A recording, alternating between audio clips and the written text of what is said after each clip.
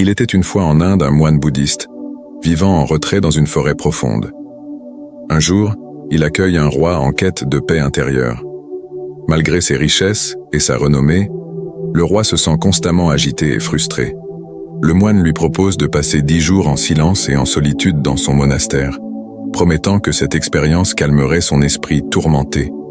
Au début, le roi trouve cette pratique difficile, mais au fil des jours, il commence à apprécier la simplicité de la vie monastique et la beauté de la nature qui l'entoure.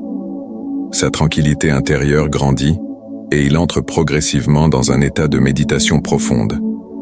À la fin de cette période, le roi réalise que le silence et l'introspection ont dissipé ses troubles mentaux, lui offrant une perspective nouvelle et une paix durable. Cette expérience transformative lui fait comprendre l'importance de réduire les paroles inutiles et de cultiver le silence pour trouver un véritable équilibre intérieur. Avantage du silence.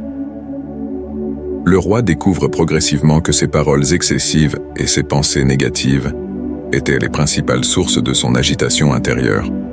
En restant silencieux, il observe une réduction de ses préoccupations et une diminution de son stress. Cette pratique de silence l'aide à se concentrer sur l'essentiel, améliorant ainsi son efficacité dans ses tâches quotidiennes. Il prend conscience que le silence permet non seulement de calmer l'esprit, mais aussi de clarifier ses pensées et ses intentions. Grâce à cette expérience, le roi réalise que le silence est un puissant outil pour atteindre la tranquillité d'esprit et une clarté mentale, le libérant de l'agitation qui entravait auparavant son bonheur et son efficacité. Connexion avec la nature et soi.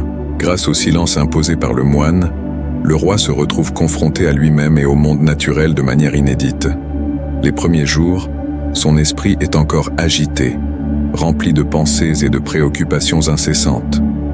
Mais à mesure qu'il s'habitue à la tranquillité de son environnement, il commence à porter une attention minutieuse à ce qui l'entoure.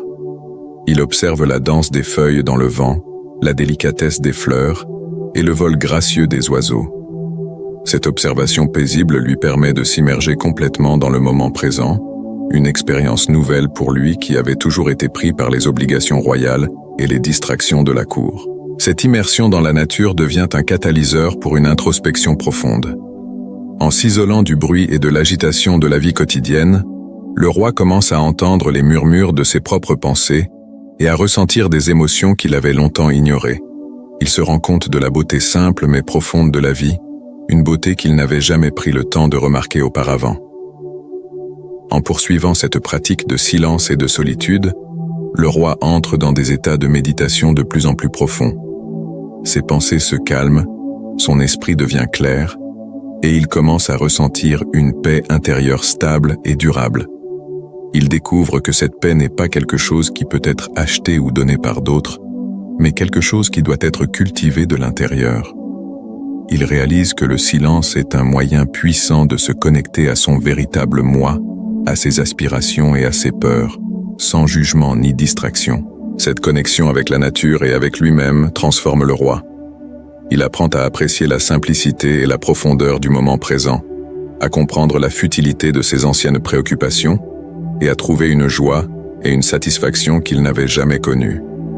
Cette transformation lui révèle que la paix intérieure et la véritable clarté viennent de l'harmonisation avec la nature et de l'écoute attentive de soi-même, au-delà du tumulte du monde extérieur. Enseignement du moine sur le silence. Le moine souligne également que la plupart des discours sont inutiles et peuvent être nuisibles.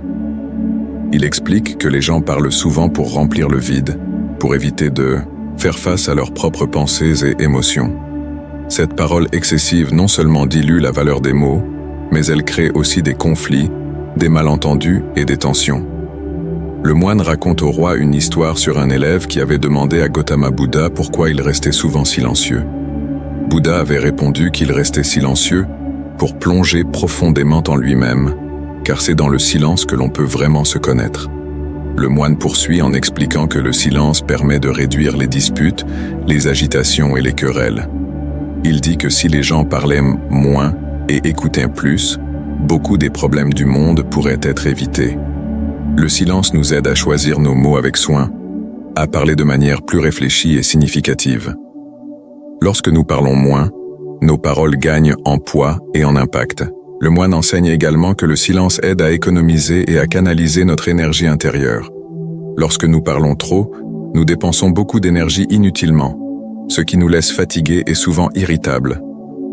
En pratiquant le silence, nous pouvons diriger cette énergie vers des activités plus constructives et bénéfiques, comme la méditation, la réflexion et l'observation attentive du monde qui nous entoure.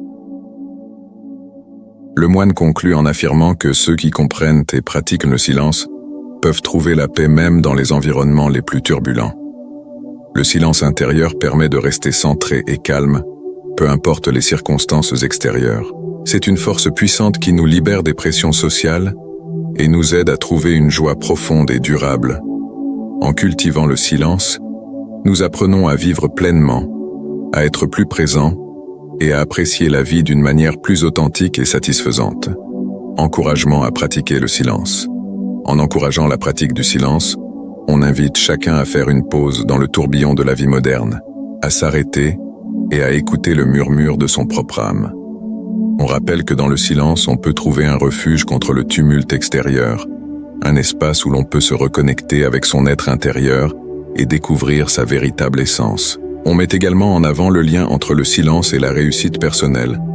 En se tournant vers l'intérieur, en écoutant sa voix intérieure et en cultivant la paix intérieure, on peut accéder à une source illimitée de créativité, de sagesse et de force intérieure. Le silence devient ainsi un outil précieux pour surmonter les défis de la vie, pour prendre des décisions éclairées et pour atteindre ses objectifs les plus profonds. En résumé, on exhorte chacun à intégrer le silence dans sa vie quotidienne comme un moyen de nourrir son âme, de trouver l'équilibre intérieur et de vivre pleinement et authentiquement. On encourage à embrasser le silence comme un ami fidèle, un guide bienveillant sur le chemin de la véritable réalisation de soi. Si vous trouvez cette vidéo aussi enrichissante et utile que nous l'avons fait, nous vous encourageons à soutenir notre travail en cliquant sur le bouton « J'aime » et en vous abonnant à notre chaîne pour plus de contenu inspirant et édifiant. Merci d'avoir pris le temps de visionner notre vidéo. Votre soutien est notre moteur et nous attendons avec impatience de partager davantage d'histoires inspirantes et de conseils précieux avec vous dans un proche avenir. À bientôt.